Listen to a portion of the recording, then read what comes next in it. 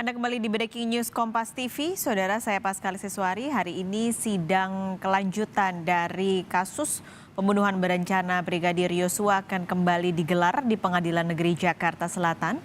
Hari ini sidang akan menghadirkan terdakwa Ricky Rizal yang akan mengagendakan pemeriksaan ataupun mendengarkan keterangan ahli dari kuasa hukum Ricky Rizal atau ahli yang meringankan untuk Ricky Rizal. Nah, hari ini akan ada 2 ahli pidana yang dihadirkan untuk sidang pada hari ini. Nanti nama-namanya juga akan secara resmi disebutkan oleh majelis hakim pada siang hari ini yang rencananya sidang akan digelar pada pukul 10 waktu Indonesia Barat. Sementara itu, Selasa kemarin, Saudara, pada sidang lanjutan dengan terdakwa Ferdy Sambo dan juga Putri Chandrawati yang kembali menghadirkan saksi ahli meringankan, riuh tawa memenuhi ruang sidang saat jaksa mencecar ahli hukum pidana Universitas Hasanuddin, Said Karim, soal motif.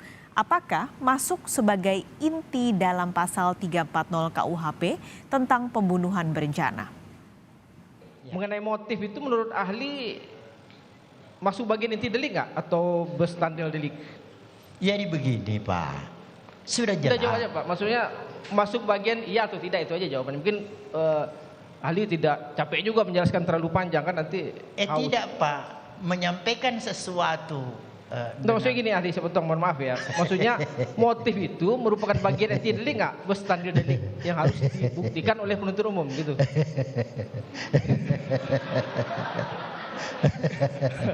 Enggak, maksudnya iya atau tidak. Saya terasa tiba-tiba Bapak ganteng sih, bicaranya bagus, jadi saya agak bisa aja, senang, Adi. merasa lucu saya Pak ya. Iya ya. Jadi boleh saya bicara sekarang? Boleh Bisa, saya ngomong. yang bicara Silakan, Pak? ahli silakan. Oke Pak. Riuh tawa memenuhi ruang sidang Pengadilan Negeri Jakarta Selatan dalam sidang pembunuhan berencana Yosua dengan terdakwa Ferdy Sambo dan Putri Chandrawati. Momen ini terjadi saat jaksa mencecar ahli hukum pidana Universitas Hasanuddin, Said Karim, soal motif. Apakah masuk sebagai inti dalam pasal 340 KUHP tentang pembunuhan berencana? Jaksa juga bertanya kepada ahli soal makna kata hajar yang disebutkan oleh Eliezer merupakan perintah untuk membunuh atau menembak Yosua.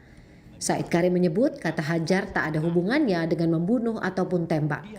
Ada rangkaian peristiwa itu sebelum kata hajar. Apa makna hajar itu? Apakah mukul atau ada perbuatan lain? Silakan saudara ahli. Iya, baik. Terima kasih. Yang mulia izin menjawab. Siap.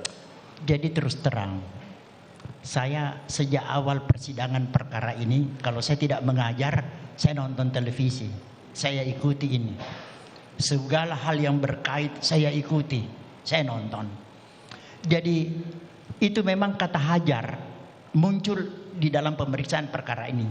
Ada keterangan yang menyatakan hajar. Saya lalu tertarik makna kata hajar ini. Saya kemudian membuka Kamus Besar Bahasa Indonesia. Apakah makna kata hajar ini sinonim dengan bunuh atau tembak? Tampaknya dalam Kamus Besar Bahasa Indonesia kita tidak menemukan pengertian itu. Jadi pengertian hajar ini relatif dimaknai.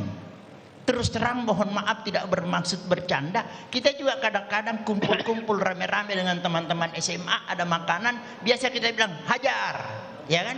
Makanan pun kita suruh hajar gitu kan?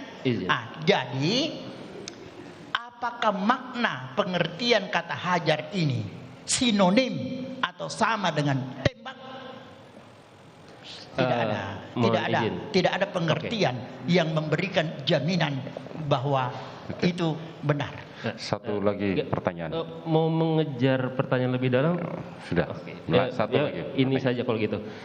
Oke. Tadi Anda bilang sinonim. Saya tidak mengatakan sinonim karena itu semantik. Saya hanya menyatakan kontekstual.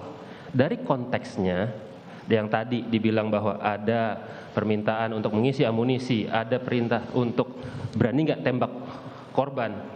Kontekstualnya dihubungkan dengan hajar, Ya. apa? Bukan semantiknya, bukan sinonimnya, tapi kontekstualitasnya. Bagaimana?